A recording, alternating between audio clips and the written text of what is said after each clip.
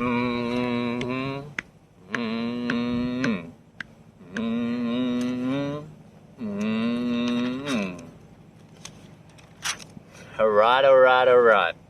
I can't stop listening to Matthew McConaughey's book, Green Lights. I've just been loving it. It's a really, really good book, and he's such a cool dude. I used to watch I've seen a lot of his movies, Wolf of Wall Street, and also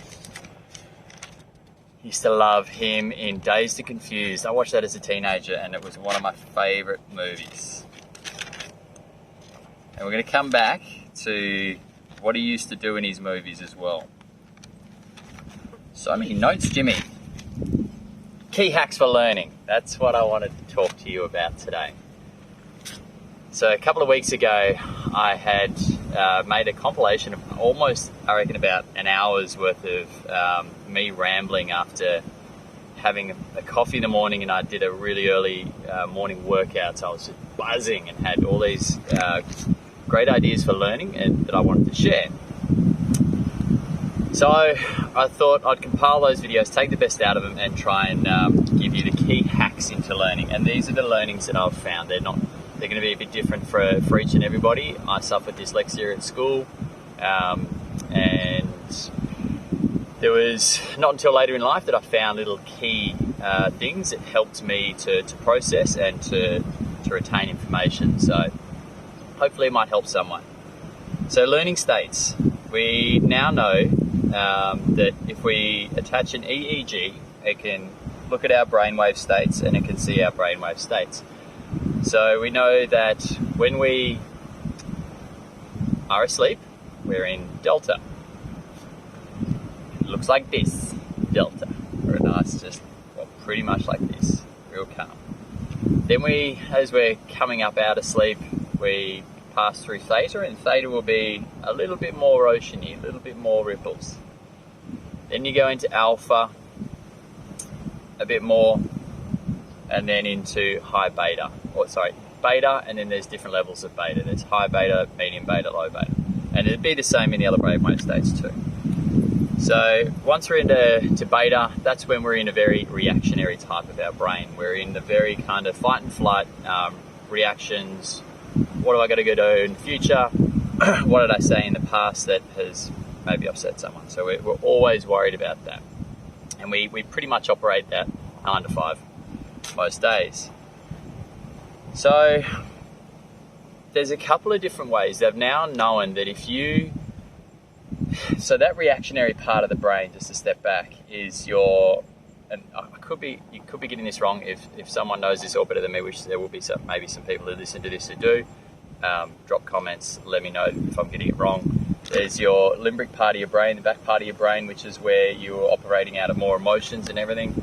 And then you have your frontal cortex, which you have that real enlightenment, that real energetic mind, that one which you can plant the seeds in and you can manifest and make big things happen. Now that's pretty hard to get back into that frontal part of the brain unless you're doing a couple of different things. So the couple of different things are, one hack to get into it would be binaural beats.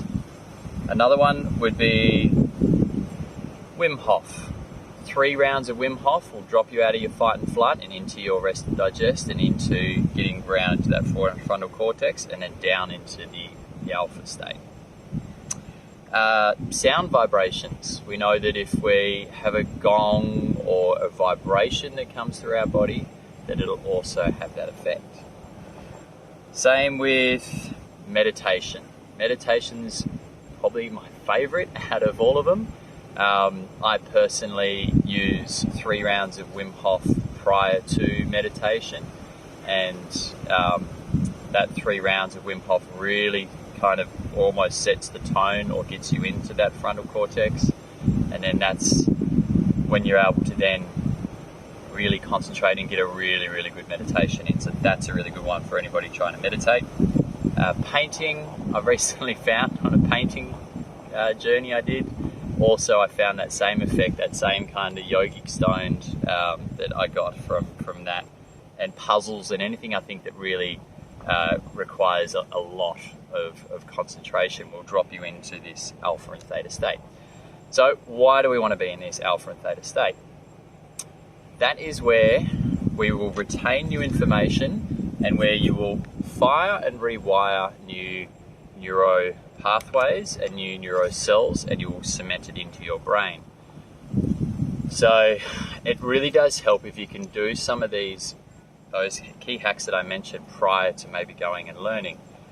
And if you're able to set aside 15 minutes to do one of those, to then after that 15 minutes, once you've switched out of that fight and flight and you're really in that concentrated state, you set aside 90 minutes to really focus on a task, a specific task that you want to do.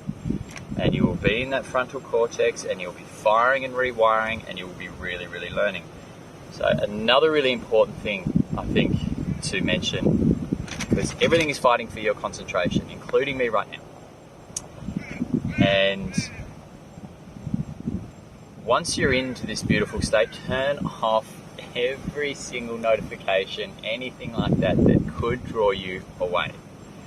So you want to have a timer that is going to give you a 20-minute block, because we know now that also that 90 minutes is pretty much what we are good before we're tapped out and we're just gassed. Our brain is too much. But if we can break that 90 minutes into 20-minute blocks and have little 5-minute breaks where you just get up, you shake it off, you have a glass of water, and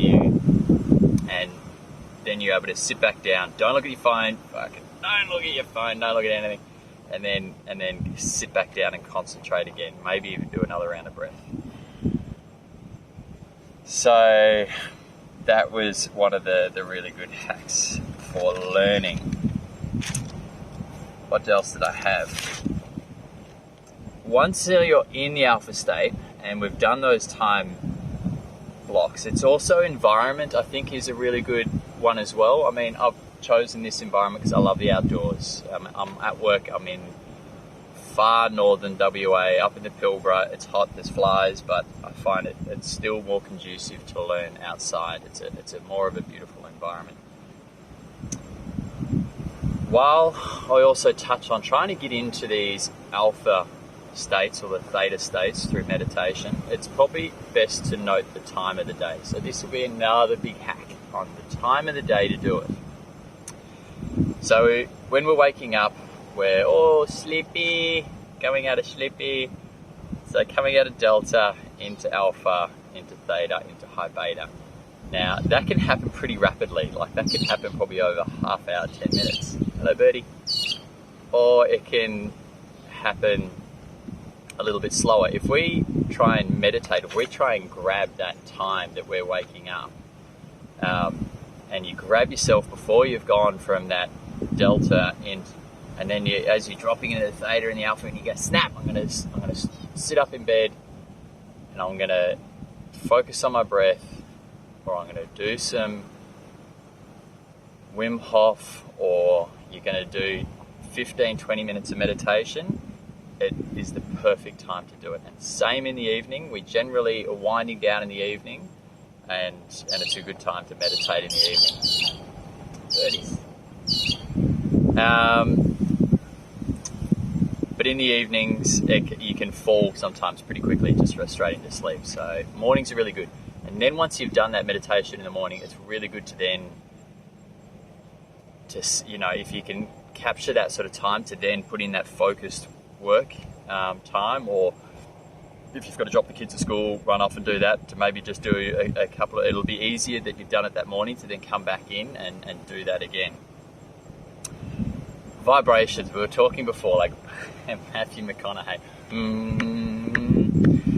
He used to do that because it would pop him out of fight and flight and settle him down into a more natural state for his acting. And Leonardo DiCaprio in The Wolf of Wall Street was like, that's cool, man, like keep it. And they left it in the movie, and it's in The Wolf of Wall Street, and didn't know about that till I read his book, and I thought that's really cool. And the effects of which he found conducive to popping him into probably that alpha state that he naturally did all his really good acting.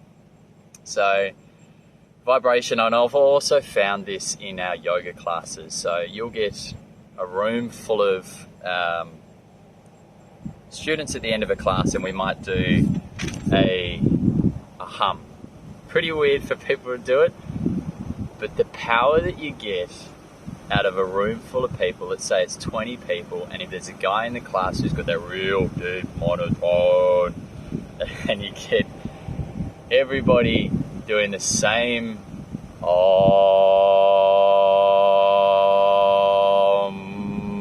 and everybody's doing that, you get this switch from that part of the brain to around to the front, and you get this little yogic bliss that you just feel fantastic afterwards. So that's where that sound vibration comes in. So the binaural beats, that's the other handy one. So for anybody unfamiliar, and I might describe this wrong as well, you have earphones, I think is when it works best, and you have different frequencies going in. One ear will be, say, 350 Hz, and the other one will be 325, and your left and right hemisphere of your brain will equalize it out in the middle, and then it'll come into this 10 Hertz. And we know that in the EEG is where we are in that alpha and theta state, that learning state. To also touch on, that is the best time to plant a seed. And when I say plant a seed, I mean like that kind of manifestation, that dream, that hope, that thing that you really want to do, because you'll be really enlightened, you'll be really inspired, and it's not a fear-based decision. It's not a decision that's made from the past or the future. It's sort of like it's a now decision.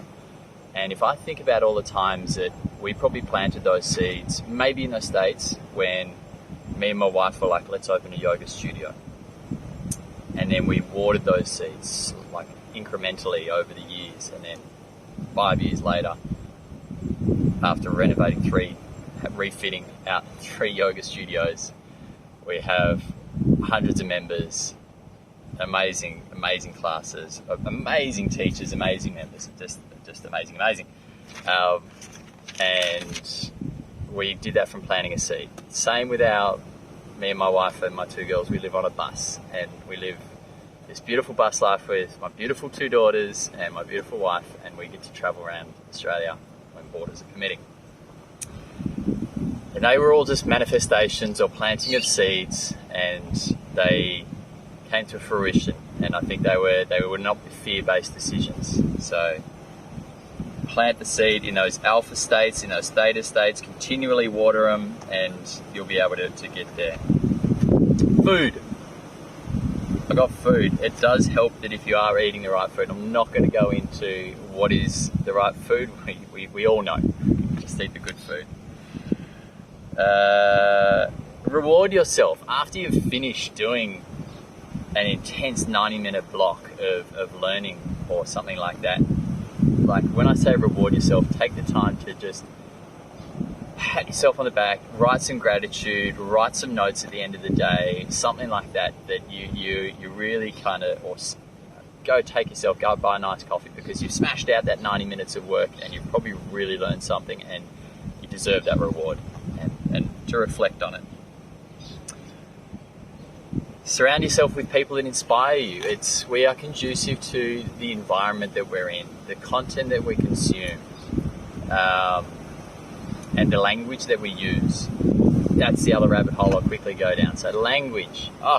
If you can keep in your language positive words only, and we call this your word bank, and you get out all those words like I can't, I'm too stupid, this and that, and you instigate the words of not yet, or I will, or any of those sort of positive words. There was a fantastic study or science experiment done. Ants. Where they had 2 jars of rice. I can't remember the guy. It was one of these amazing guys who did it. Anyway, they had the 2 jars of rice. One rice which has hate on a label, and one jar which has love written on it. And every morning you walk up to these jars and you fill one with a whole lot of hate and you're screaming obscenities into it, and then you have the other one which you're pouring a whole lot of love, kind of into it. And you're saying these words into both of them, and they're both in the same environments and everything, and you notice that one actually rots quicker than the other, and it's I'll let you guess which one. Go out and do the experiment for yourself, I suggest. Do it with your kids, it'll be really cool, because it does. So we know that words and our word bank mean a lot. What else? Oh, fasting state. So I just got into this sort of fasting thing in the last sort of 4 months, and I found some really full-on laser-like energy when I was in these fasting states.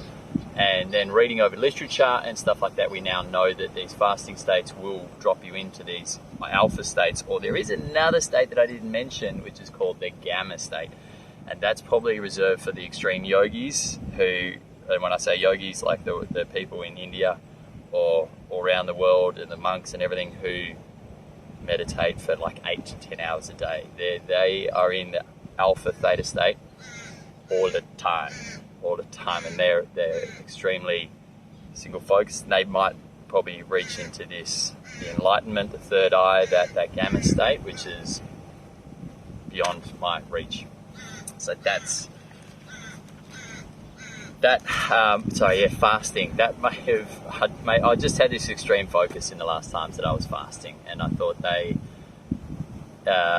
may have been touching on it, I may not have. Would have been cool to have an EEG, but that fasting state is something to experiment with as well. Do it properly, do the research on it before you do it, and enjoy it for that. The funny thing, I started noticing that my environment changed. When I started doing all these different things, I noticed a lot of people coming up, I got crows, coming up to me and getting into my environment like this crow. And people were really interested in what I had to say, or were sucked into the positivity, and I just noticed that my energy changed when I was really spending a lot of time meditating and doing all this, and it was really interesting. Like, a lot of scary jobs that I do at work didn't seem scary. Like, well, high risk. They used to freak me out. They used to give me anxiety. I'd be like, oh God. Now I'd either do a little meditation or Wim Hof before I'd run off to do a scary job, and that'd be fine. Last thing to just touch on before a crow flies down is, don't ever think that you and you and you and you are not good enough. Because that was something that I thought, and it's taken me probably the last 3-4 months to have the courage to do this in front of a camera, and to sort of learn to be vulnerable, and to be authentic, and to sort of share these ideas that some people might already know. So please don't think that anybody can't do it, because if I can do it, everybody can do it. I've been a garbo, I've done some really crappy jobs in my life, and so, if anybody can do it. And I just encourage everybody to just try all these sort of little things. They're good little hacks, and let me know if they work for you. Give me some feedback if you feel like it. A crow's giving me feedback. Hey mate. Anyway, that's enough ranting from me. Thank you, you've made it this far, and please drop any comments, thumbs up, thumbs down, all that jazz. Peace out, people.